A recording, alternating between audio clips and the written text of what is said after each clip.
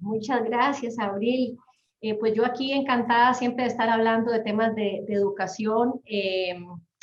Lo mío es educación superior, pero sí también he participado en diferentes espacios para la toma de decisiones en educación en diferentes niveles.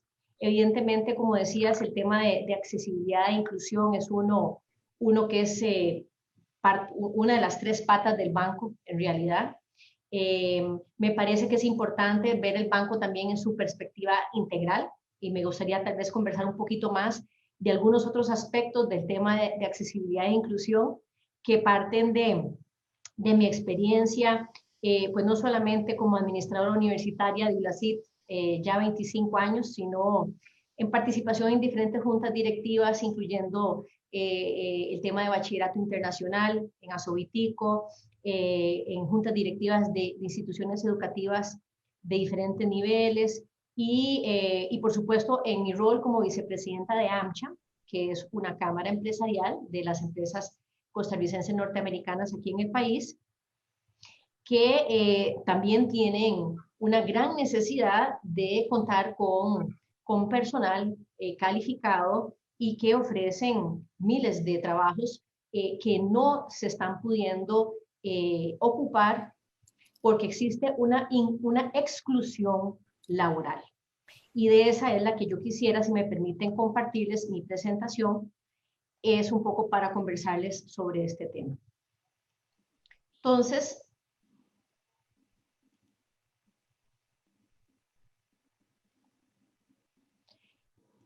esta esta filmina, por supuesto, que habla del futuro de la educación desde una perspectiva de la cuarta revolución industrial. Y Abril lo mencionó al principio de su exposición y creo que es algo que no se puede dejar de tomar en cuenta en toda esta discusión que estamos teniendo sobre el futuro de la educación. Y hasta el momento hemos hablado hemos hablado de la educación desde el para quién, ¿verdad? Desde quién tiene derecho y de qué manera tiene derecho de poder recibir esa educación. Pero hay una pregunta a la que me gustaría devolverme, que creo que antecede la discusión del para quién, y es el para qué.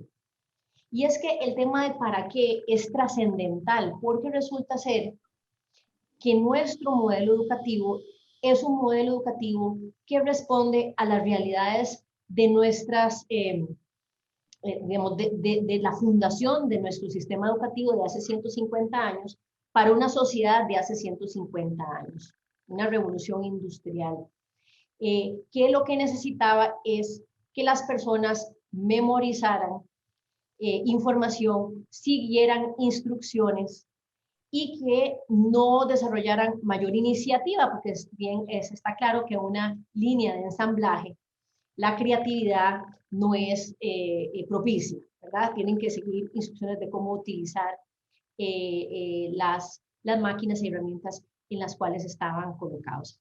Por eso es que me parece importante discutir esto, porque muchas veces esto se deja de lado y me parece que debe el estudiante ser el centro de esta discusión. No podemos tener discusiones, digamos, tenemos que tener discusiones sobre quién va a usar esto, pero es que cuando ya estén incluidos, que todos deberían estar incluidos, ¿qué es lo que se supone que vamos a enseñarles? A mí me gustó esta frase de Andreas Schleicher, porque creo que realmente refleja las aspiraciones que deberíamos tener de la educación para el siglo XXI. Y él dice, es más importante enseñar a los alumnos a desarrollar una brújula confiable y las herramientas de navegación para encontrar su propio camino en un mundo cada día más complejo, volátil e incierto. Nuestra imaginación, conciencia, conocimiento, habilidades y aún más importante, nuestros valores comunes, madurez intelectual, moral y sentido de responsabilidad es lo que nos guiará para que el mundo sea un mejor lugar. ¿Qué clase de educación? ¿Qué clase de conocimientos, habilidades, destrezas, valores son los que nosotros deberíamos enseñar si tenemos la aspiración a que los estudiantes puedan salir triunfantes de este proceso, no solamente en sus vidas productivas, sino en sus vidas personales y sus vidas públicas. Como les venía diciendo, bueno, antes de tener esto de la industria 1.0, estábamos evidentemente en la época de los cazadores y recolectores, posteriormente la sociedad agraria. Ya en estos años de 1784 estábamos hablando de la producción mecánica, en donde ya empezamos a utilizar el agua y el vapor en instalaciones de producción mecánica. Eso facilitó, digamos, los procesos industriales que yo les comentaba, para los cuales nuestro sistema educativo estaba educando. Posteriormente integramos la electricidad y la línea de ensamblaje en los procesos de producción. A eso se le llama industria 2.0. Posteriormente, ya digamos en los años 70 estábamos con la incorporación de la computación, y esa se le llama la revolución digital, en donde ya empezamos a automatizar muchos de los procesos industriales, y nos encontramos ahora en una cuarta revolución industrial, y esa revolución industrial se llama la revolución industria 4.0, y es la revolución de los sistemas físicos cibernéticos, en la que ya estamos hablando de robots aprendiendo de las personas a comportarse como las personas. ¿Okay? Cuando hablamos mucho de este tema, pues a la gente le da mucha ansiedad, porque realmente sienten que bajo ninguna circunstancia están preparados para poder reaccionar o responder a estas nuevas realidades, porque claramente son realidades inciertas, realidades complejas. No sabemos cuáles son las carreras que se van a necesitar en el futuro, no sabemos cuáles son las tecnologías que vamos a tener que utilizar, ¿verdad? Y eso genera en muchas personas lo que llaman en psicología adormecimiento cognitivo, ¿verdad? Prefiero no tener que lidiar con esa realidad, y entonces prefiero seguir haciendo lo que hago, porque eso, por lo menos estoy en control de eso. Y eso es muy importante, porque lo que se viene es eso. Es un ecosistema de digitalización. Son ciudades y edificios inteligentes, cloud, ¿verdad? La computación en la nube y banda ancha, ciberseguridad, los sensores, los robots, los drones, el Internet de las cosas, Big Data, inteligencia artificial, redes sociales y cómo eso facilita el comercio online, la impresión 3D y sobre todo el impacto que va a tener sobre la fabricación flexible, la nanotecnología, los sistemas ciberfísicos, vehículos autónomos, logística, redes eléctricas inteligentes, vehículos autónomos, y terminé ahí solamente porque la Femina no hay espacio para poner todo lo que viene con esta transformación digital, ¿verdad? Evidentemente ustedes dicen, bueno, ¿y cómo es que nuestro sistema educativo está preparando para eso? ¿Cómo es que nuestro sistema educativo está preparando para esto cuando no tenemos, como decía doña Patricia, ni siquiera acceso a agua potable en algunas escuelas? En donde no tenemos acceso a redes de banda ancha, no tenemos acceso a computación, ¿verdad? No tenemos acceso a eso, y hay realmente una exclusión digital, ¿verdad? Que no puede quedar, digamos, fuera de la explicación de lo que está sucediendo con temas de accesibilidad e inclusión y calidad de la educación. ¿Qué clase de calidad de la educación podemos aspirar a tener para preparar a los estudiantes en ciberseguridad si nunca han visto una computadora o no saben navegar en Internet? O sea, de eso es lo que a mí más me agobia, porque por lo menos en lo demás uno dice, es resolvible. Todo lo demás se ha resuelto en otras latitudes. Entonces ya las fórmulas están, es nada más de tener conocimiento técnico y disposición política para hacer las cosas. Pero en este caso, estamos hablando de un futuro incierto para todo el mundo. Esto no es que nadie tenga el libro prescrito, hecho, ¿verdad? Para uno copiar. O sea, realmente todos estamos en esa construcción de ese entendimiento de lo que este futuro va a significar. ¿Y qué significa eso, esa brújula entonces para el 2030? ¿Qué significa? Significa varias cosas para ese ¿para qué? ¿verdad? ¿Para qué? ¿Y qué es lo que tendríamos que estar enseñando? Bueno, evidentemente las bases fundamentales del conocimiento son necesarias. No vamos a poder brincarnos la importancia de aprender a comunicarnos, de aprender a pensar de forma crítica y creativa, de poder manejar cierto conocimiento disciplinar de las áreas STEAM, y con STEAM me refiero evidentemente a ciencia, tecnología, ingeniería, matemáticas, pero también las artes. Eso no puede quedar por fuera si estamos hablando de una educación verdaderamente integral e inclusiva, ¿okay? Que muchas veces se nos olvida y queremos hacer colegios especializados en A o B y C, y todo eso es excluyente. ¿Okay? Eso es una charla de otras 2 horas en otro momento, por supuesto. Pero bueno, como segundo punto, nosotros tenemos que preocuparnos y, como decía doña Magali, y también doña Lina, el tema de las competencias, ¿verdad? La gente tiene que saber hacer cosas, no solamente saber recitar cosas o identificar conceptos o fechas o hechos, sino reflejar capacidades para agregar valor a lo que hacen, para reconciliar tensiones y dilemas, negociación, por ejemplo, ¿verdad? De conflictos, y asumir responsabilidades.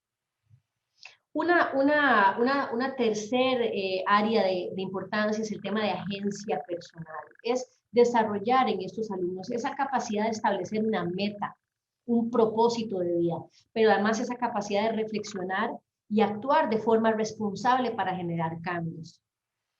Un cuarto eje es el conocimiento disciplinar. Bueno, las disciplinas es un concepto que los seres humanos inventamos, ¿verdad? Que existía ingeniería y que aparte existían los abogados y que aparte, pero realmente eso es una división de funciones muy al estilo revolución industrial. Eso ya tampoco responde esa forma de visualizar el currículum y visibilizar inclusive las profesiones de una forma tan segmentada. Por eso es que el tema de conocimiento interdisciplinar, transdisciplinar, cobra muchísima importancia. El conocimiento epistémico es el conocimiento de cómo nosotros sabemos las cosas, y el conocimiento procedimental. Todo eso es sumamente importante. Pero no solamente esas 4 pilares, sino que hay otros 3 pilares más. El pilar de las habilidades, de esa capacidad de ejecutar procesos y usar el conocimiento de forma responsable. El tema de aptitudes y valores para la construcción de sociedades más inclusivas, justas y sostenibles. Y algo que raramente se discute en nuestro sistema educativo, que es el tema del ciclo de anticipación, reflexión, acción.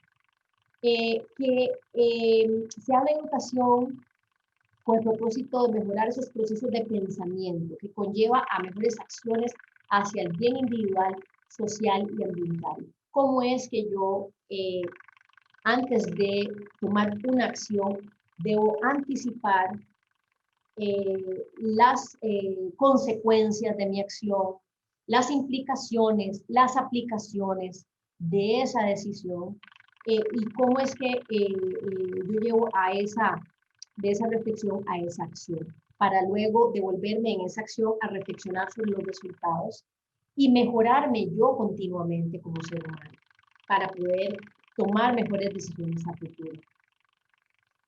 Esto tiene ciertas implicaciones fuertes en nuestro sistema educativo. Yo escogí 4 por un tema meramente de brevedad, y ustedes van a ver que muchas de las cosas que ustedes han apuntado, doña Abril y las otras compañeras, están incluidas en algunos de estos 4 ejes. Los puse en una especie de orden de por dónde empieza la discusión, si la gallina o el huevo, ¿verdad? Yo tiendo a pensar en que la modernización de las políticas educativas es un lugar lógico de donde empezar, porque habilita las transformaciones que son necesarias para responder a esos requerimientos mundiales. Nosotros no podemos innovar en las aulas si a nosotros se nos prohíbe innovar en las aulas. Nosotros no podemos plantear reestructuraciones de gestión y gobernanza si a nosotros la ley no lo permite. Segundo, necesitamos desarrollar sistemas de datos confiables. Y con sistemas de datos me refiero yo para la gestión, para la toma de decisiones, para la transparencia y la rendición de cuentas. Las personas tienen que asumir responsabilidades, incluyendo los gestores educativos, los docentes, los estudiantes, los padres de familia. Cada persona, cada actor en el proceso tiene una responsabilidad que jugar y tiene que existir algún mecanismo de realimentación social para que cada quien entienda cuán bien está haciendo su trabajo. No puede haber opacidad si va a haber calidad en ningún sistema educativo. Con esto, un tercer punto que ustedes dirían, bueno, casi que uno diría que es el único, y yo creo que es el en donde más gente discute y las otras tal vez no son tan prioridad, es el tema de mejorar la calidad y el acceso a la educación. ¿Cómo se mejora esa calidad y ese acceso a la educación? Bueno, igual como les digo, cursos enteros que se pueden dedicar a este tema, pero en síntesis diría yo en este momento apoyándose en la tecnología y en las mejores prácticas en términos de la gestión de recursos y pedagogías. Por dicha, esto no es un misterio. Parece ser para muchos de que esto es como temas debatibles. En realidad hay muchísimo conocimiento que se ha generado a partir de esa experiencia de 150 años de estar experimentando con metodologías que claramente no nos han servido, que no nos sirven hoy.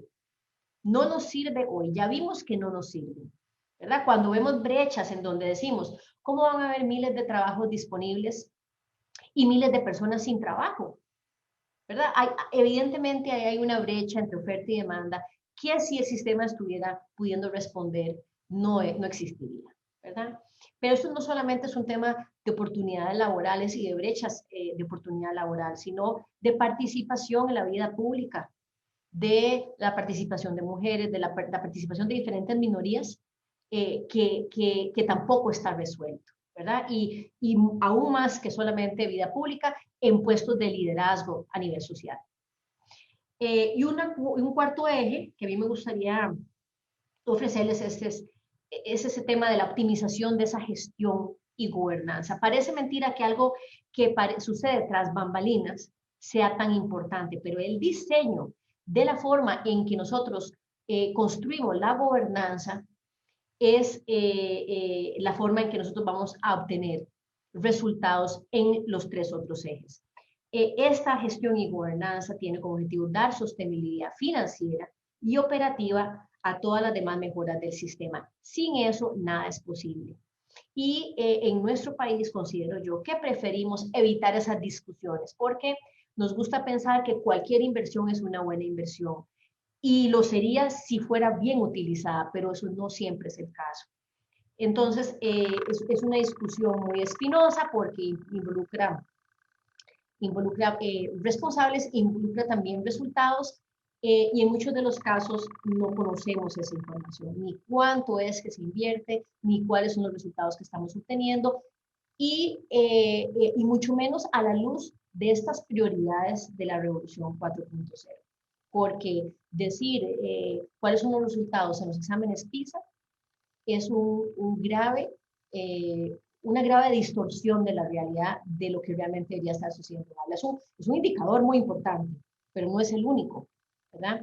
Y así a mí sí me parece importante de que realmente podamos como sociedad definir cuáles son esas aspiraciones que tenemos del para qué es la educación, establecer esos indicadores y ir monitoreando nuestro progreso a partir de planes de trabajo en la consecución de esos indicadores de una forma mucho más transparente y dándole, por supuesto, cuentas a la sociedad que está invirtiendo muchísimo dinero en eso.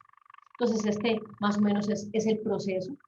Eh, y con esto quisiera terminar diciendo de que, como decía Lao Tse, un viaje de 1000 millas comienza con el primer paso. Y por dicha, esto no es algo que tenemos que empezar de cero. Esto es como una especie de rompecabezas en las que diferentes actores tienen partes del rompecabezas y que esto es nada más una cuestión de armar, ¿verdad? Y con eso quiero concluir mi intervención y agradecerles el tiempito que me han dado para poderles compartir estas ideas.